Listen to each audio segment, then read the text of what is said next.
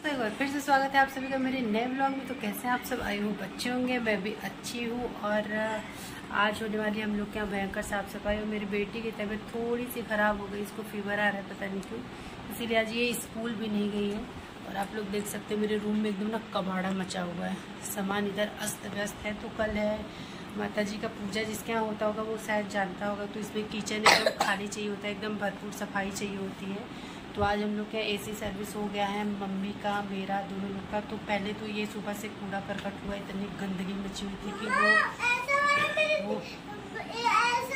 वो थोड़ा साफ सफाई हुआ है। उसके बाद से अभी मैं किचन का, वो हम लोग के किचन में हम लोग के टाड़ा वगैरह है, तो वो अभी साफ़ हुआ है। मतलब वो क्योंकि मैं उतना ऊपर नहीं पाती हूँ, तो मैं पतिदेव से ही साफ़ करवा लेती हूँ।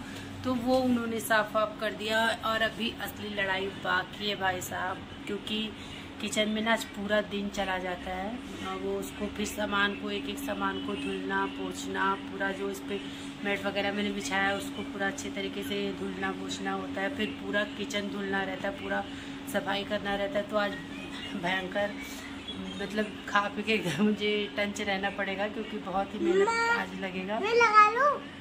ये देखिए, मैं आप लोग से बात कर रही हूँ, इधर ये क्या की है, तो देखो क्या की है, पागल लड़की कहीं के, सब नुकसान करता है धृति।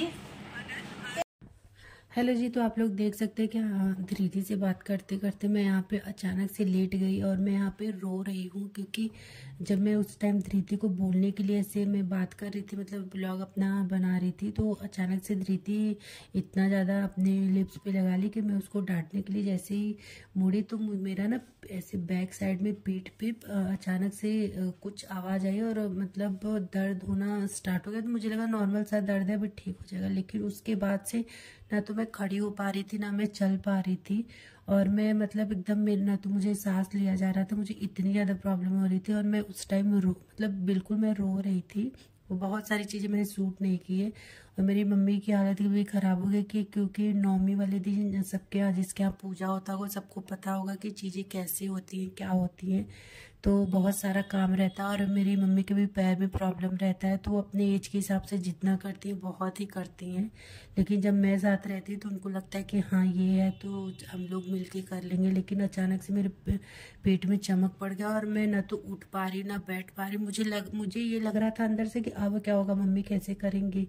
लेकिन फिर मैंने दवा खाया और उसके बाद जब थोड़ा सा, मुझे जिस टाइम में उठ गई ना, मुझे थोड़ा सा बस रिलीफ मिला हुआ था। मैं उठी तुरंत, मैंने बर्तन वगैरह निकाला, स्टैंड वगैरह खाली किया और यहाँ मैं किचन में आ गई। और जैसे ही मैंने सारा सामान वगैरह नीचे निकालना स्टार्ट किया तो मम्मी आ गई, क्योंकि मम्मी को लग रहा था कि इसको तकलीफ हो रही है तो भी ये कर रही है। मम्मी ने बोला रहने दो, परेशान मत, तो हम लोग कल कर लेंगे। लेकिन इतना ज़्यादा किचन में सामान होता है ना कि चीज़ें एक दिन में करनी पॉसिबल नहीं होती है। तो मैंने कितना, मतलब एकदम हिम्मत जुटा के मैं कैसे कैसे आई। और देख सकते हैं कि आने के टाइम हमारी पूरी बिखरी हुई थी और अभी हमारी साफ हुई तो कितनी अच्छी लग रही है।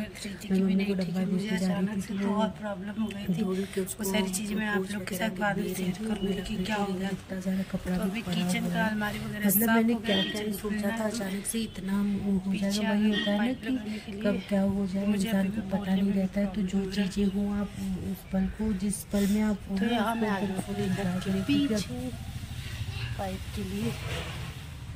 तो चलिए, किसके किसके घर ये पूजा होता है और क्या आप लोग क्या भी ऐसे ही सफाई होती है, प्लीज़ आप लोग कमेंट जरूर से जरूर करिएगा। हमने पाइप लगा दिया है और यहाँ पे बर्तन वाला स्टैंड मैंने धुल के धूप में रख दिया था, जो कि अभी सूख चुका है। तभी मैं किचन जब साफ़ हो जाएगा तभी इसको लगाऊंगी। इससे मैं धूल धुलता हुआ इतना धूल उड़ रहा है। और मम्मी बेचारी थक गई हैं, हम भी थक गए, क्योंकि मेरी तबीयत ना अचानक से ऐसी ख़राब हुई है कि मैं तो रोने लगी हूँ कि कैसे सारी चीज़ें होंगी, लेकिन मैनेज हो गई। तो चलिए, प्लीज़ आप लोग ब्लॉग भी कंटिन्यू बने रहिएगा। जिन्होंने सब्सक्राइब नहीं किया प्लीज़ फटाफट कर लीजिए प्लीज़। अभी इतना सारा कपड़ा जो देख रहे हैं आप लोग, ये थोड़ा बहुत अभी चादर वगैरह धुलना सब बाकी था, पता नहीं क्या होगा। सर ये हमारी अलमारी जो भी एकदम देख सकते हो अच्छे तरीके से साफ हो गया है। 6 अलमारी 6 की 6 अच्छे से साफ हो गया, वो भी ऊपर भी साफ हो गया। अभी इधर सारी चीजें फैली हुई हैं, ये बाकी सारी सफाई भी करनी है, बस यही धुलना है, बाकी तो सब हो रहा है धीरे धीरे। और यहाँ मैं आ गई अपने किचन में, क्योंकि अलमारी वगैरह सब कुछ साफ हो चुका था। तो मम्मी के साथ मैंने गैस वैस मिल के बाहर निकाल दिया। चीज़ें बहुत ज़्यादा होती है किचन में, जब लाना होता है तो लगता है भी कुछ नहीं है, जब आपको सफाई करना हो ना तो चीज़ें एक एक चीज़ें दिखने लगती है कि सारी चीज़ें। और यहाँ प्लेटफॉर्म पे चढ़ना, लेकिन मैं चढ़ नहीं पा रही हूँ। कुछ लोगों को लगेगा कि मोटी इसलिए नहीं चढ़ पा रही है, या तो चढ़ने नहीं आ रहा जो भी, लेकिन ऐसा कुछ भी नहीं। मैं हमेशा चढ़ के ही सफाई करती हूँ, लेकिन आज मेरे कमर में इतना ज़्यादा दर्द है, इतना ज़्यादा दर्द है ना, कमर में बोल रही हूँ, मतलब पीठ में इतना ज़्यादा दर्द है बैक साइड में, कि मैं कैसे इस पे चढ़ी हूँ और कैसे मैं ये सारी चीज़ें कर रही हूँ, ये मेरा मन खुद जान रहा है।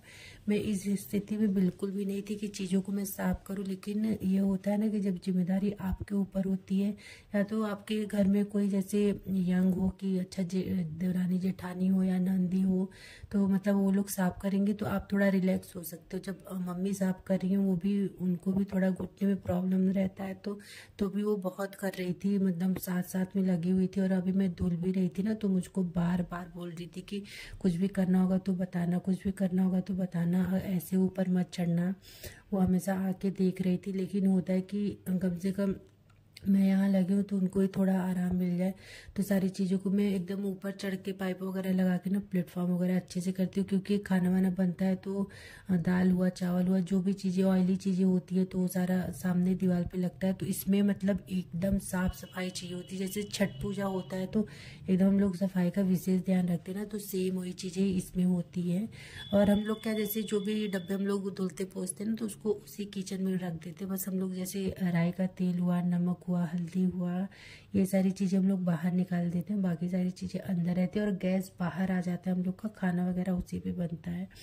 और ये सारी चीज़ें मैं मतलब इतना दिनों से, जैसे अब तो दीपावली में इतनी बेसफाई होती है, लेकिन एकदम सामान निकाल के किचन धुलना ये सब नहीं होता है।